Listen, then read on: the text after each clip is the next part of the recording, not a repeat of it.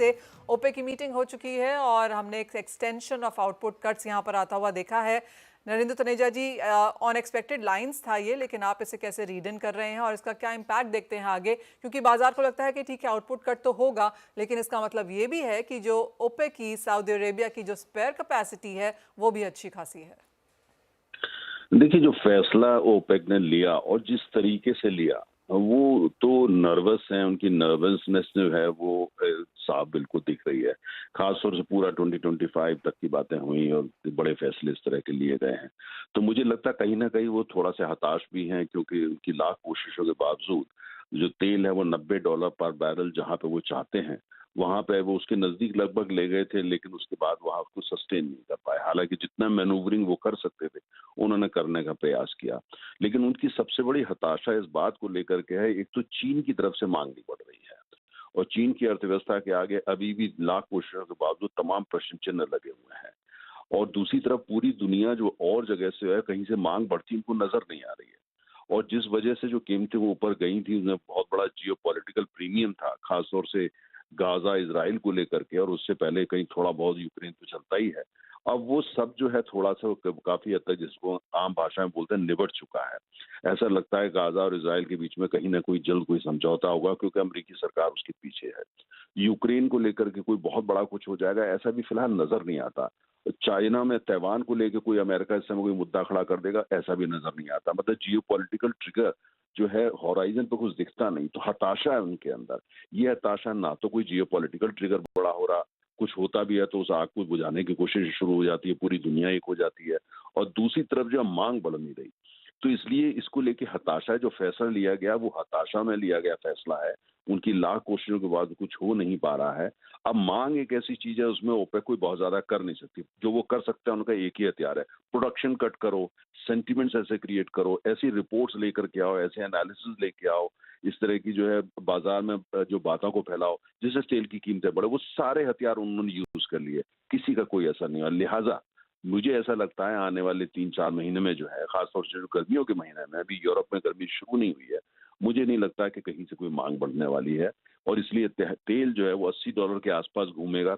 और कोई ताज्जुब की बात नहीं होगी कि अगर वो 76 और 77 उस लेवल पे भी पहुंच जाए। हालांकि एवरेज 80 पे ही बना रहा है, लेकिन कुछ समय के लिए वो 75, 76, 77 वहां तक ड्रॉप कर जाए।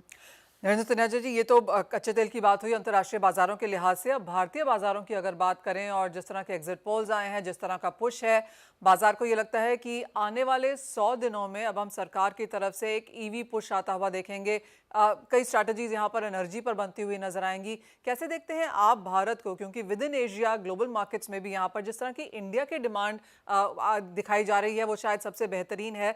आपका क्या सेंस है, किस तरह की डिमांड इंडिया देख सकता है आगे जाता हुआ, और क्या आप कोई पॉलिसी यहाँ पर देखते हैं नई सरकार की तरफ से? देखिए, अगर जो है यही सरकार वापस आ जाती है और उसको एक अच्छा बहुमत मिल जाता है, इसका मतलब ये हुआ कि वो सेक्टर जो आज भारतीय अर्थव्यवस्था का सबसे अहम सेक्टर और हमेशा ही रहा है, वहाँ रिफॉर्म्स की जरूरत है। मैं बात कर रहा हूँ ऑयल एंड गैस सेक्टर में। ऑयल एंड गैस सेक्टर अभी भी काफी हद तक सरकारी है और वो काफी हद तक थोड़ा ओल्ड फैशन है, वहाँ रिफॉर्म्स की जरूरत है। अगर बहुमत अच्छा मिलता है तो मुझे लगता है, जैसे भारत बीपीसीएल है, भारत पेट्रोलियम है, हिंदुस्तान पेट्रोलियम है, ये सरकार प्राइवेटाइजेशन की दिशा में बढ़ेगी। एक कैलेंडर बना के, टाइम शेड्यूल बना के इनको प्राइवेटाइज करेगी।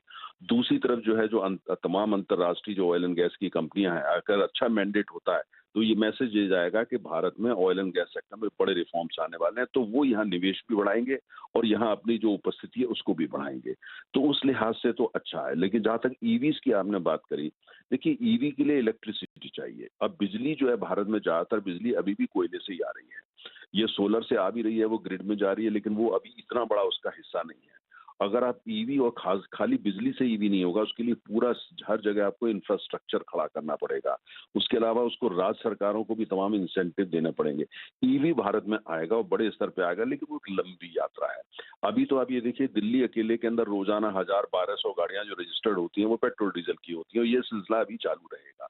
ईवीज आएंगी धीरे धीरे, लेकिन उसमें समय लगने वाला है। तो लिहाजा फिलहाल जो है, मुझे लगता है ये जो कन्वेंशनल एनर्जी है, जिसको कोयला बोलते हैं, तेल बोलते हैं, गैस बोलते हैं, न्यूक्लियर पावर बोलते हैं, अभी इन्हीं का सिलसिला रहने वाला है। और भारत में आने वाले समय में पेट्रोल, डीजल, टरबाइन फ्यूल, इनकी डिमांड बढ़ेगी और भारत में जो कुल मिलाकर के अभी आज हम 5.4 मिलियन बैरल्स प्रतिदिन कंज्यूम करते हैं, वो दिन दूर नहीं है जब हमारा कंजम्पशन जो है वो 6 मिलियन बैरल्स हो जाएगा। अर्थात भारत के आयात तेल के बढ़ेंगे, भारत में petrol, diesel, turbine fuel in सब की खपत बढ़ेगी और भारतीय अर्थव्यवस्था को अगर और आगे बढ़ना है, जो 9% और 10% जीडीपी पे जाना है, जो संभव हो पाएगा अगर मैंडेट स्ट्रांग मिल जाता है, उसके लिए आपको और कोयला चाहिए होगा, और तेल चाहिए होगा, और गैस चाहिए होगा और साथ-साथ और वैकल्पिक ऊर्जा भी चाहिए होगी, लेकिन उसका नाम ही वैकल्पिक है। वो साथ-साथ बढ़ेंगे, लेकिन तुरंत प्रगति के लिए आज आपको कन्वेंशनल एनर्जी वो उतनी मात्रा में नहीं बल्कि उससे ज़्यादा चाहिए होगी अगर आपको 10% या 9% जीडीपी ग्रोथ को लेके जाना है। Fair point that. Mister Taneja, बहुत शुक्रिया साथ जुड़ने के लिए। तो थैंक क्लियरली यू। जहां तक भारत की बात है, यहाँ पर मांग बढ़ने की एक्सपेक्टेशन है और जैसे कहा गया कि अब से 24 घंटे में हम देखेंगे कि किस तरह का बहुमत निकल के आता है और अगर स्ट्रॉन्गर नंबर्स मिलते हैं और नई सरकार ऐसे शामिल होती है, बनती है, तो क्लियरली ऑयल एंड गैस भी एक ऐसा सेक्टर है जहां पर काफ़ी सारे रिफॉर्म्स हम आता हुआ देख पाएंगे। तो ये एक और सेक्टर जिसकी नज़र यहाँ पर एब्सोल्युटली कल की यहाँ पर वोटिंग नंबर्स पर है। लेकिन कुणाल, आप कैसे देखते हैं क्रूड ऑयल प्राइसेस को, क्योंकि अच्छी खासे वॉलेटाइल मूव्स हैं, मई का महीना इन द नेगेटिव गया है, क्या जून उस तरफ जाएगा? आई थिंक मुझे कच्चे तेल में और गिरावट नजर आ रही है। तीन रीजन। एक, सबसे पहले मोस्ट इम्पोर्टेंट, ओपेक प्लस का जो कंप्लायंस है वो मुझे आने वाले दिनों में कमजोर होता हुआ लग रहा है। So more and more oil producers will try to produce as much as oil if they want their economies to run. Especially जो मिडिल ईस्ट में क्राइसिस चल रही है उसको देखते हुए कंप्लायंस सप्लाई साइड में कोई प्रॉब्लम नहीं लग रही है, सप्लाई बढ़ रही है और सामने इंक्रीमेंटल डिमांड आप देखेंगे तो उसमें कोई बड़ा इजाफा नहीं आया है। जैसे तनेजा जी ने कहा, इंडिया है या सर्टेन पॉकेट्स है ऐसे वर्ल्ड में जहाँ पे ऑयल की डिमांड आने वाले महीनों सालों में बढ़ने ही वाली है, बट सप्लाई मुझे लग रहा है और बढ़ेगी। US is also pushing towards, US oil production is at record high और भी प्रयास किए जा रहे हैं कि वहाँ पे ऑयल ऑयल का प्रोडक्शन और बढ़े। सो ऐसे हालत में ऑयल मुझे लग रहा है कमजोर होगा आने वाले दिनों में। ब्रेंट मेरी राय में 75, WTI $70 की ओर जा रहा है तेजी से। सो 70-72 पे WTI सेटल होना चाहिए और ब्रेंट $75 के रेट। सो मुझे क्लियर कट यहाँ से है, जो हम सवेरे से गुड न्यूज़ पे गुड न्यूज़ सुन रहे हैं, उसके बाद और एक गुड न्यूज़ मैं शेयर करूंगा कि ऑयल के प्राइसेस यहाँ से कंजर्वेटिवली 7 to 8% ये जून महीने में नीचे आने चाहिए। ऑलराइट, तो ये एब्सोल्युटली गुड न्यूज़ है क्योंकि इंडिया अपना ऑलमोस्ट 80% ऑफ जो रिक्वायरमेंट है वो कच्चा तेल इंपोर्ट करता है और एक गिरावट हमने मई के महीने में आते हुए देखी और जून के महीने में ये और भी नीचे प्राइसेस आ सकते हैं, ये कुणाल कह रहे हैं।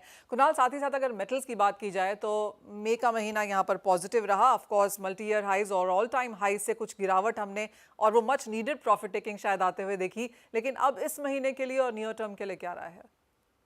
आई थिंक मुझे और थोड़ा कंसोलिडेशन टू डाउन लग रहा है शॉर्ट टर्म में, क्योंकि मार्केट को ऊपर जाने के लिए जो रेट कट का जो ट्रिगर पॉइंट था वो फिलहाल मार्केट में मिसिंग है। सो सब फेड मेंबर्स के स्टेटमेंट आ रहे हैं, वो थोड़े हॉकिश आ रहे हैं। सो ये थोड़ा बहुत करेक्शन आपको देखने मिलेगा। Copper till 855, 850, zinc till 250, 248। सो ये सब लेवल्स मुझे शॉर्ट टर्म में आते हुए नजर आ रहे हैं। Profit taking after a humongous rally is going on in metals, but जैसे रेट कट का नैरेटिव फिर से प्ले होने लगेगा तो तेजी हो जाएगा। सो शॉर्ट टर्म में थोड़ा दबाव बनता हुआ नजर आ रहा है, बट ओवरऑल ध्यान बहुत बड़ी मंदी का नहीं है। धीरे धीरे जैसे रेट कट का नैरेटिव प्ले होने लगेगा, मेटल में तेजी से रिकवरी आ जाएगी। सो ये हफ्ते के लिए सेलिंग ही रिकमेंडेड है। ओके। और साथ ही सोने